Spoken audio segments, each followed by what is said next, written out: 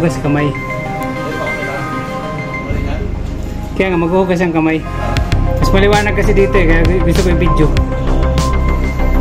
Doon sa labas may lamig yan. Tapos bibitawan ko to doon sa may mga damo. Para mabuhay o maamo siya eh. Nabangga ako kanina eh. Muntik na mapakan, parang yung kanina. Sabi ko, ano yun? Laki nun ah. Kala ko, anong paniki?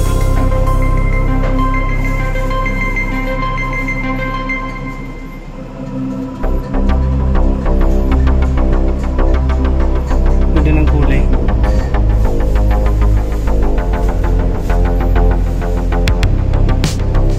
Dali na kita doon sa may mga halaman. Doon ko nararapat, hindi dapat sa office. Balik na kita sa halaman. Lumilipad. Lakas ang hangin.